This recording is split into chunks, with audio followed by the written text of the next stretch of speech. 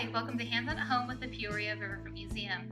My name is Holly and I'm the Every Student Initiative and Groups Tours Coordinator here, and today we're going to be using paint, water, and gravity to create a work of art. As you can see, I have a lot of different materials in front of me. That's because this is a very open-ended art project. As long as your medium, or what you're going to use to paint with, is water soluble, you will be able to complete this project. In front of me, I have liquid India ink, watercolor, food coloring, and also tempera paint mixed with water. You could use acrylic, just make sure that you shake it up really well with water. I also have my water jar, my paper, my paintbrushes, and to finish off our painting today, we are going to need some fine Sharpies, regular Sharpies, markers, pens, or pencil. It's all up to you. I'm just going to show you how to paint with water, paint, and gravity. Before you get started with your painting, always make sure, especially with messy art projects like this one, that you have something between your paint and the table. This just helps you keep your workspace and table clean afterwards. I'm going to be using all 4 of my different mediums on 3 different types of paper so that you can see the differences in all of them. The 3 different types of paper that I'm going to be using are watercolor paper, cardstock, and regular printer paper.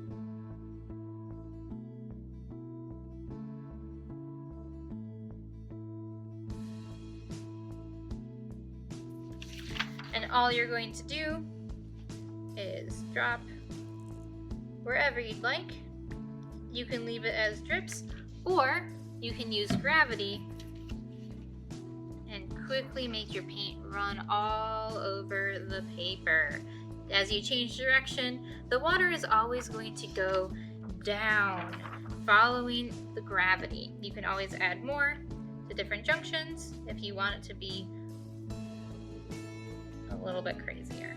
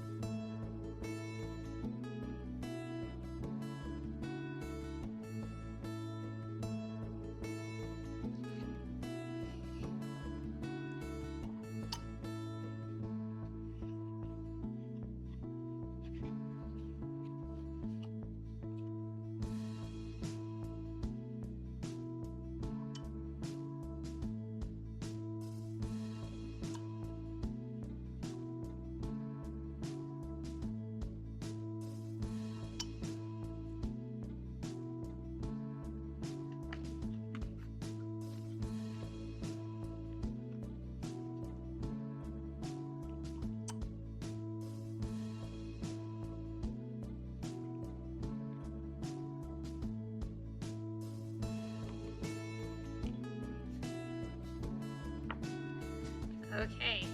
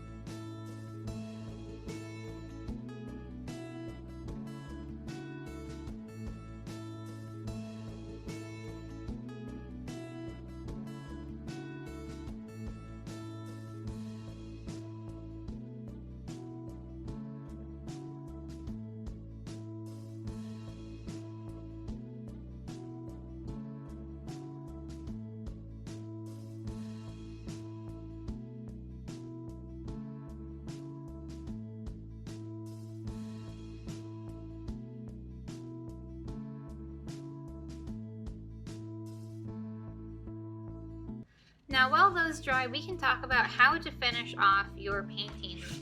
You can leave it like the drips, where you have your gravity assisted lines running down on a white background, or if you have a different type of color paper that you use, whatever color background that is. What I like to do with these, because they kind of remind me of maps, is I like to color in the lines in between. So these are a couple that I've done before. This one is with red food coloring and watercolor, and I added some salt, so you can see how this mottled area right here and over here are where the salt crystals landed, because salt sucks up the water around it, and it also sucks up the pigment that's in the water that's right next to it.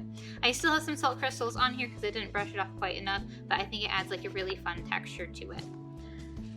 This one was done with ink and watercolor. It doesn't have salt on it, but another fun thing that you can do to help finish these guys off is take a fine Sharpie or a pen and add details. So what I usually do with these is, because it reminds me of a map, as I add little houses, or like over here where it's green, I might add some trees or grass, flowers, but you can make whatever you want. Thank you for joining us for Hands-On at Home. I hope you enjoyed our activity. I would also like to thank our Visionary Society members, guests, and everyone else who helps make our programs possible.